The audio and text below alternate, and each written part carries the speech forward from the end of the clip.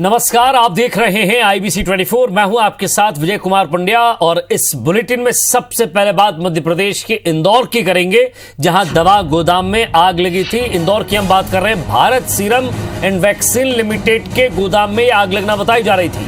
कई बीमारियों में इस्तेमाल होने वाली वैक्सीन जलकर खाक हो गई है।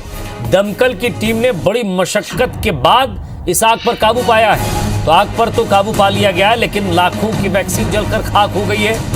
ब्लैक फंगस बीमारी जो कि कोरोना के बाद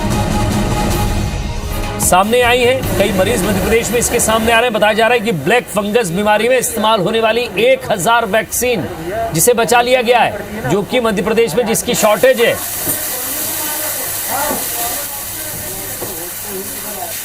तो बड़ी खबर आपको बता रहे हैं। सबसे बड़ी बात ये आग लगी, ये खबर आपने कई बार सुनी होगी कि आग लग गई, लेकिन ये वैक्सीन का गोदाम था। और ऐसे पैंडेमिक टाइम में सबसे बड़ी खबर ये है कि ब्लैक फंगस में लगने वाली जो वैक्सीन है, 1000 वैक्सीन यहां थी, उसे बचा लिया गया है। कितनी जली है, कितनी बची है और कितनी खराब हो चुकी है या काम में आने लायक नहीं, जरा बातचीत करते हमारे संवाददाता हमारे साथ जुड़े हैं। रवि हमारे साथ जुड़ गए। रवि, सबसे पहले तो कैसे आग लगी, पूरा ये आग का तांडव कैसे फैला है, कैसे कैसे किन किन चीजों को बचा लिया गया और आपके पास क्या अपडेट है? देखिए, इस पूरे मामले में जो जानकारी फिलहाल निकल कर आई है, चूंकि ये पूरा जो स्टॉक होता है ये कंप्यूटर के अंदर रिकॉर्ड में होता है और आज भी कुछ नया स्टॉक आया था और जानकारी जो निकल कर सामने आई उसमें ये पता चला है कि जो गोडाउन है उसके अंदर शॉर्ट सर्किट हुआ था और शॉर्ट सर्किट की वजह से कई अति आवश्यक दवाइयां हैं, जो कोविड से रिलेटेड दवाइयां हैं, उनके जो बड़े स्टॉक्स है वो जलकर फिलहाल खाक हो गए हैं, या फिर वे जिनको बचाने के प्रयास में तेज प्रेशर से पानी मारा गया वो कंपनियों के नियमों के अनुरूप नहीं बचे हैं, तो उनको यूज में नहीं लिया जा सकता। लेकिन सबसे महत्वपूर्ण बात ये यहां पर है, इनका जो कोल्ड स्टोरेज था वहां तक आग नहीं पहुंच पाई और उसी कारण से जो दमकल की टीम ने अपनी फुर्ती दिखाई और आधे से पौन घंटे के अंदर पूरी आग पर काबू पा लिया। और उसी के कारण जो फिलहाल ब्लैक फंगस की जितनी जो समस्या चल रही है उसको लेकर तकरीबन हजारों की संख्या में यहां पर इंजेक्शन रखे हुए थे, उनको बचा लिया गया और कई अति महत्वपूर्ण जो दवाइयां हैं उसके इंजेक्शन जो है उनको बचा लिया, क्योंकि भारत सीरम वैक्सीन और का जो गोडाउन है उसमें कई महत्वपूर्ण दवाइयां रखी हुई थी।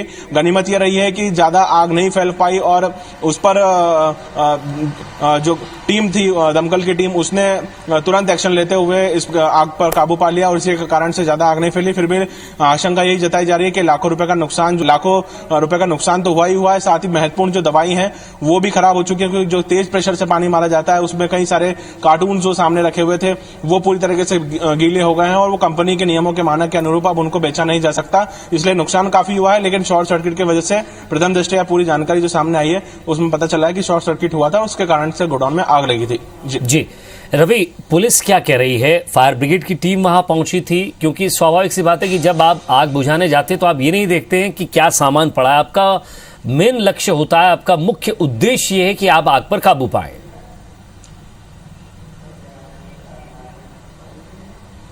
बिल्कुल, देखिए, जैसे ही सबसे पहले फायर ब्रिगेड की टीम पहुंची, क्योंकि जैसे ही सूचना मिली थी तुरंत ही मौके पर पुलिस पहुंची और फायर ब्रिगेड की टीम पहुंची। फायर ब्रिगेड की टीम जैसे ही पहुंची, सबसे पहले जो उनका प्रोटोकॉल होता है उसके तहत आग बुझाने के लिए टीम पहले अंदर रवाना हुई, क्योंकि आग लगी हुई थी और काफी धुआं भी बाहर की तरफ आ रहा था। ऐसे में सारे सेफ्टी इक्विपमेंट्स के साथ में टीम अंदर रवाना हुई, अंदर की तरफ गई है और चूंकि गोडाउन में अंदर की तरफ काफी सक्रिय जगह थी, ऐसे में आग ज्यादा ना फैले इसका भी ध्यान रखते हुए तीनों तरफ से जो आग है उसको कवर किया गया और चौथे तरफ जहां कोल्ड स्टोरेज रूम था उसको उस तरफ नहीं बढ़ने दिया। अगर वहां तक आग बढ़ती तो शायद एक बड़ा नुकसान हो सकता था, क्योंकि इस समय में जब ब्लैक फंगस इन्फेक्शन की ज्यादा शिकायतें बढ़ रही हैं, ज्यादा पेशेंट्स आ रहे हैं, ऐसे में वह महत्वपूर्ण दवा वहां पर कोल्ड स्टोरेज में रखी हुई थी। फिलहाल पुलिस का भी यही कहना है, चूंकि मौके पर जब टीम पहुंची थी तब पुलिस भी मौके पर मौजूद थी और फायर ब्रिगेड की टीम ने भी आकलन किया है कि संभवतः जो गोडाउन था वो पूरी तरीके से बंद था और ऐसे में यही आशंका जताई जा रही है कि शॉर्ट सर्किट की ही वजह है जिससे यह आग लगी। जी रवि, आपको रोक रहा हूं। जो डिस्ट्रीब्यूटर है उसके मनोज राय हमारे साथ जुड़ गए हैं। मनोज जी, स्वागत है आपका IBC 24 पर। नमस्कार सर। जी मनोज जी, सबसे पहले तो आग किन कारणों से लगी और दूसरा ये कि कितना स्टॉक रखा था, ब्लैक फंगस का कितना स्टॉक था, जो इंजेक्शन उसके थे, या रेमडेसिविर का कोई स्टॉक था आपके पास, या फिर वैक्सीन का कोई स्टॉक था? आखिर क्या वहां सबसे बड़ी दवा कौन सी थी? कोविड को लेकर कौन सी दवाइयां थी आपके पास, कौन से इंजेक्शन थे? सर कोविड को लेके शायद इसमें अभी ये खुलासा नहीं हो पाया है। इसमें कुछ ब्लैक फंगस के इंजेक्शन भी थे, लेकिन ब्लैक फंगस के इंजेक्शन में शायद कुछ भी नहीं हुआ है, जहाँ तक मेरी वो जानकारी है। और इसमें कुछ तकरीबन 15 से 20 करोड़ का स्टॉक था इसके अंदर टोटल। जी मनोज जी, आप चिकित्सा के क्षेत्र से जुड़े हुए हैं, मैं यहाँ आपसे कोई दूसरी बात न करते हुए कि एक पर्टिकुलर टेम्परेचर वहां हुआ होगा, आग लगी है, टेम्परेचर क्रिएट हुआ होगा, क्या ये लगाने योग्य है अभी? क्योंकि 1000 आपने कहा बचा लिए हैं, लेकिन वो टेम्परेचर, वो स्थिति इनकी होगी अभी? क्या डॉक्टर की इसमें सहमति जरूरी है या इनको टेस्ट करना अब जरूरी होगा? सर इसके बारे में मैं कुछ भी नहीं बताऊंगा, इसके लिए आपको कोई ड्रग इंस्पेक्टर वगैरह इन लोगों से आपको बात करनी पड़ेगी सर। जी, जो आगे कितना नुकसान आप मानते हैं? मुख्य दवाएं कौन सी थी जो जलकर खाक हो गई? सर इसमें एंटी स्नेक के इंजेक्शन थे जो, और अपने जो हार्मोन्स में यूज होने वाले इंजेक्शन थे, रेबीज के इंजेक्शन थे। जी जी जी सर। चलिए मनोज जी, अब आगे आपसे जुड़ते रहेंगे, बातचीत करते रहेंगे, अगर इस संबंध में कोई खबर आई तो। बहुत बहुत शुक्रिया। चलिए रवि, आप हमारे साथ बने रहिए, आगे भी आपसे अपडेट देते रहेंगे। और अब बात इंदौर की करते हैं, क्योंकि ताउते, जी हां, ये उस तूफान का नाम है जिसका असर अभी देखा जा रहा है। तेज हवाओं के साथ बारिश हो रही है। इंदौर की हम बात कर रहे हैं। मौसम विभाग ने अलर्ट जारी किया है। एमपी के कई इलाकों में बारिश का अनुमान है, तो तेज हवाएं चल रही हैं। इंदौर के कई इलाकों में बारिश भी हुई है। मौसम विभाग ने मध्य प्रदेश के कई हिस्सों में अलर्ट जारी किया है। रवि हमारे साथ जुड़ गए हैं। रवि, एमपी के कई इलाकों में कल बारिश का अनुमान है, मौसम विभाग ने क्या कहा? और आपके पीछे जिस तरह की हम स्थिति देख रहे हैं, लगता है शायद बिजली भी गुल है।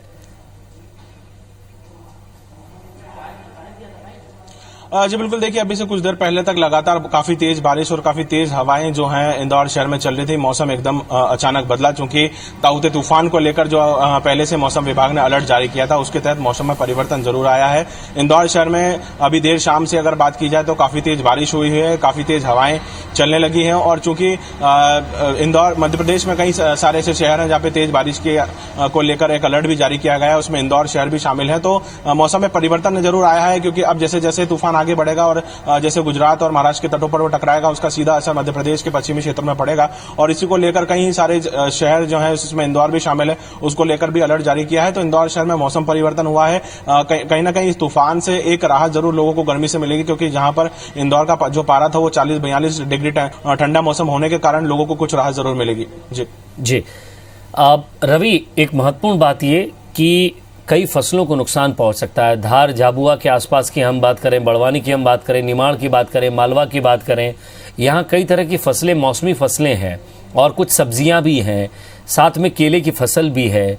ऐसे में कई जगह पर ऐसा देखा जाता है कि जब इन तेज हवाओं का असर उधर पड़ता है, किसान भी चिंतित होंगे और जो समर्थन मूल्य पर गेहूं की खरीदी हुई है, गेहूं भी बाहर पड़ा होगा। क्या स्थिति है? प्रशासन किस तरह सतर्क है?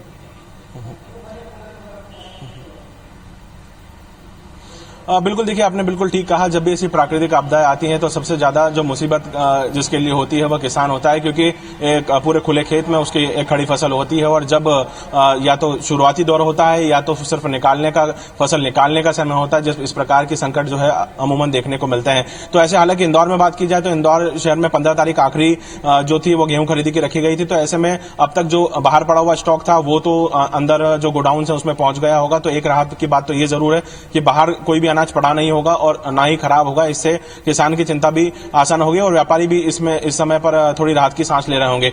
दूसरी बात यह है कि जैसे जिस तरीके से जो खुले खेत होते हैं जहां पर इस समय के जो फसलें होती हैं वो फसलों की बुआई होती है, तो ऐसे में प्रदेश सरकार कहीं ना कहीं ये एक अच्छी बात है कि पहले से फसल बीमा योजना के तहत जो किसान अपने फसल बीमा योजना कराते हैं उनमें कहीं ना कहीं इसकी भरपाई जरूर हो जाती है। जी चलिए रवि, नजर बनाए रखिएगा, आगे भी आपसे अपडेट लेते रहेंगे। बहुत बहुत शुक्रिया।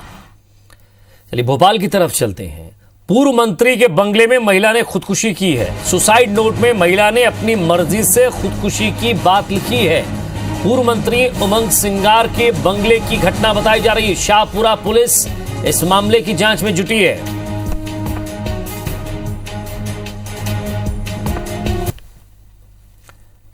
सत्येंद्र सिंह हमारे संवाददाता हमारे साथ जुड़ गए हैं। सत्येंद्र, कौन है ये महिला? पूर्व मंत्री उमंग सिंगार के बंगले में क्या कर रही थी और क्या ये वहां की कर्मचारी है, क्या मंत्री उस बंगले में रहते हैं, नहीं रहते हैं, या उन्होंने बंगला खाली कर दिया है, तमाम बातें विस्तार से करेंगे। जी, शाहपुरा थाना क्षेत्र का ये मामला है। यहाँ पर पूर्व मंत्री उमंग सिंगार का बंगला है। इस बंगले में ये जो सोनिया भारद्वाज 40 साल की ये महिला है, सोनिया भारद्वाज नाम की महिला है, ये अंबाला पंजाब की रहने वाली है। ये जो अभी तक की जांच में सामने आया है, एडिशनल एसपी राजेश सिंह भदौरिया ने बताया है कि ये महिला जो है पूर्व मंत्री उमंग सिंगार के साथ लिव इन रिलेशनशिप में रह रही थी। ऐसे कुछ तथ्य सामने आए हैं। सुसाइड नोट में भी महिला ने जिक्र किया है कि जो उमंग सिंगार जो मंत्री हैं वो उनके प्रताड़ना से तंग आकर शायद ये ऐसा कदम उठाया है। हालांकि ये लाइन प्रताड़ित वाली लाइन अभी क्लियर नहीं हुई है, लेकिन महिला ने लिखा है कि मैं अब और ज्यादा सहन नहीं कर सकती। मंत्री गुस्से के बहुत तेज हैं और महिला की जो डेड बॉडी भी है वो मंत्री के जो बंगला है उसके बेडरूम के अंदर ही ये सुसाइड किया गया है। आज दोपहर की घटना है। पुलिस अभी मामले की पड़ताल में जुटी हुई है। सुसाइड नोट को जब्त कर लिया है। मामले की पड़ताल जारी है, लेकिन बताया जा रहा है कि ये महिला पिछले कई महीनों से इनके संपर्क में थी और इसका महिला का 3-4 बार यहाँ आना जाना लगा हुआ था। लेकिन पिछले अभी 25 दिनों से महिला यह बंगले पर ही ठहरी हुई थी। पुलिस को इस बात के भी प्रमाण मिले हैं। पुलिस सुसाइड नोट के आधार पर मामले की अगली पड़ताल में जुट गई है। पूर्व मंत्री उमंग सिंगार का नाम सामने आने के बाद पुलिस उसी तरह मामले की पड़ताल कर रही है। मामला हाई प्रोफाइल होने के चलते अब आगे क्या इसमें निकलेगा ये जांच के बाद ही खुलासा हो सकेगा। जी सत्येंद्र, आपसे फिर जानना चाहेंगे, ये महिला क्या उनके संपर्क में थी या कर्मचारी थी, बाहर की थी, तो यहाँ क्या करने आई थी, क्या संपर्क था पूर्व मंत्री और इनका, इस बारे में पुलिस अभी कुछ कह रही है? क्योंकि बिना कोई किसी काम के घर नहीं आता।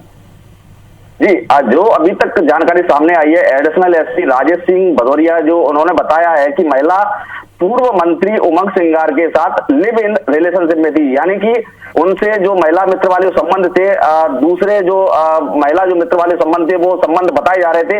महिला जो है सोनिया भारद्वाज ये मंत्री के साथ उनके बंगले में एक महिला मित्र या पत्नी की दूसरी पत्नी की तरह रह रही थी।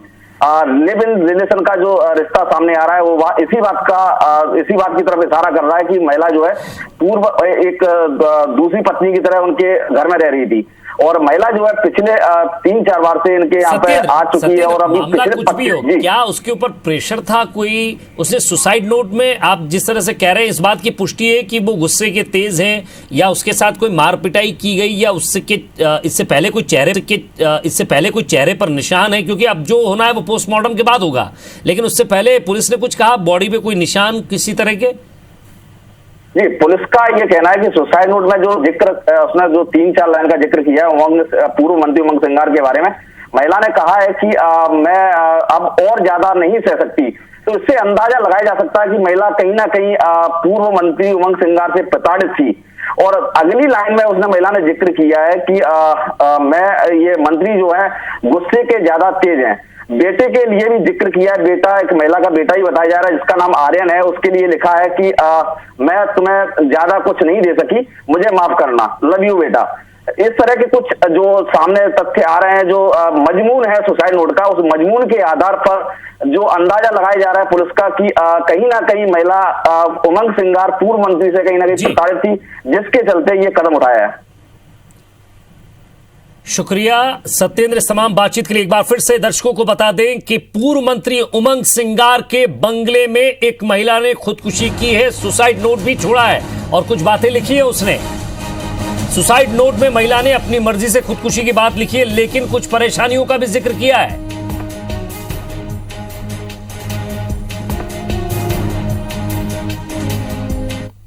मुख्यमंत्री शिवराज सिंह चौहान आज ग्वालियर दौरे पर रहे। इस दौरान उन्होंने ग्वालियर चंबल संभाग में कोरोना की स्थिति की समीक्षा की। क्राइसिस मैनेजमेंट ग्रुप की बैठक के बाद उन्होंने कहा कि कोरोना को हराना उनकी सर्वोच्च प्राथमिकता है। सभी साझा प्रयासों से कोरोना को हराएंगे। सीएम ने अपील की है कि संकट की इस घड़ी में मतभेद भुलाकर कोरोना योद्धा बने। बैठक में ग्वालियर जिले में 31 मई के सुबह 6 बजे तक जनता कोरोना कर्फ्यू बढ़ाने का निर्णय लिया गया है। इस बैठक में केंद्रीय मंत्री नरेंद्र सिंह तोमर, राज्यसभा सांसद ज्योतिरादित्य सिंधिया, प्रदेश के ऊर्जा मंत्री प्रद्युम्न सिंह तोमर और सांसद विवेक नारायण शेजवलकर समेत अन्य जनप्रतिनिधि और सीनियर अधिकारी मौजूद रहे। इस बैठक में शामिल होने के लिए ग्वालियर दक्षिण से कांग्रेस विधायक प्रवीण पाठक भी पहुंचे थे, लेकिन उनको बाहर ही रोक दिया गया। उनको बताया गया कि उनके परिवार में हाल ही में एक सदस्य कोविड पॉजिटिव निकला है, इसलिए उन्हें बैठक में नहीं जाने दिया जा सकता।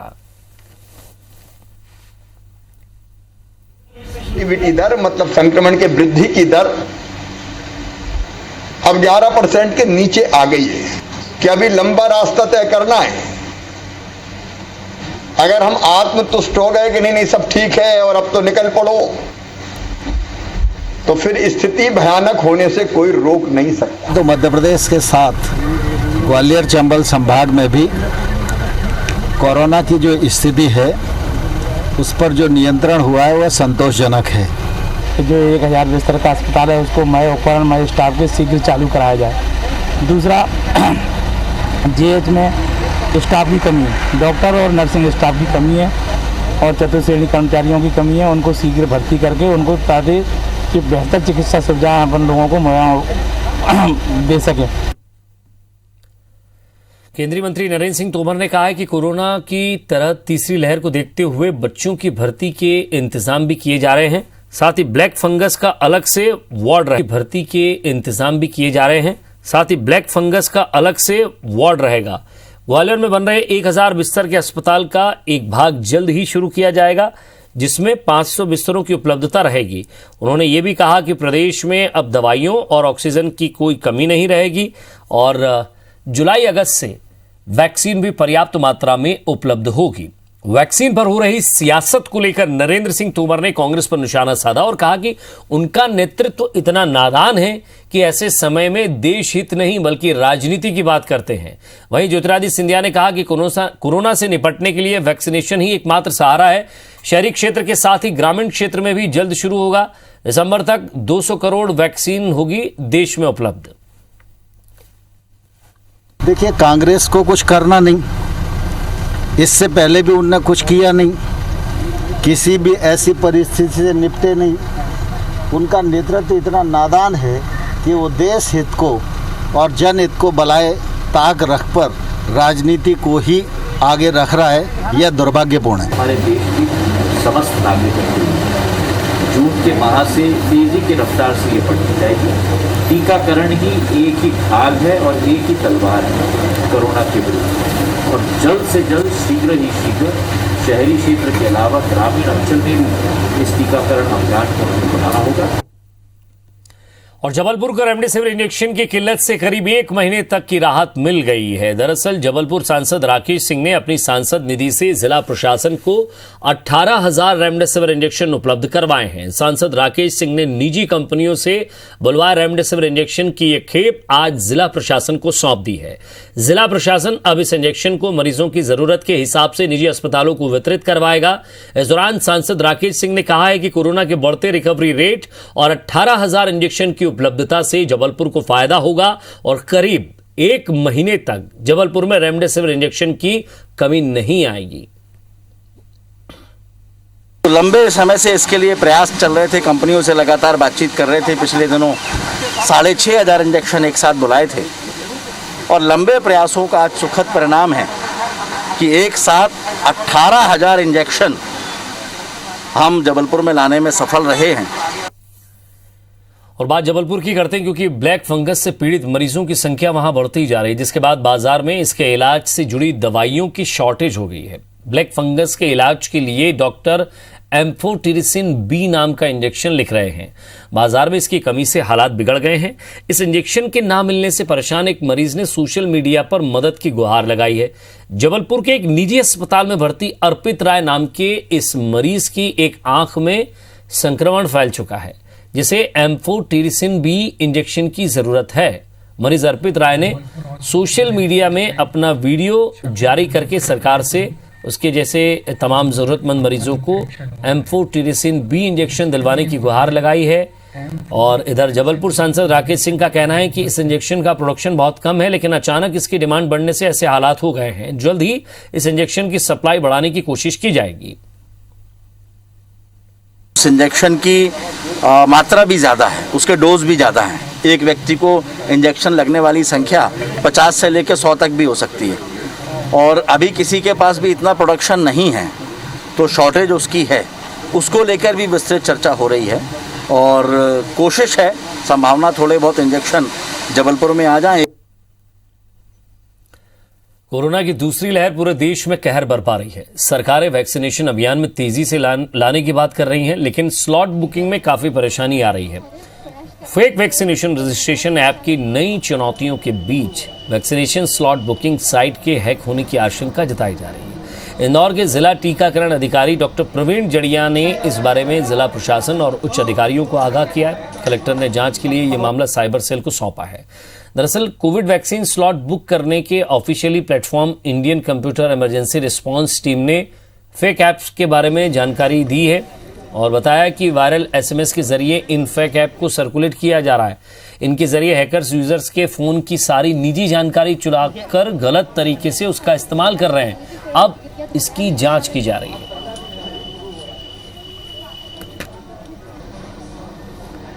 निजी अस्पताल एक तरफ आयुष्मान कार्ड धारियों को फ्री इलाज देने में आनाकानी कर रहे हैं, वहीं दूसरी तरफ मरीजों से मनमानी फीस भी वसूली जा रही है। कोरोना इलाज की तय दर से ज्यादा वसूली करने पर सेंट्रल किडनी हॉस्पिटल को नोटिस शिकायत मिली तो अस्पताल की मान्यता रद्द कर दी जाएगी।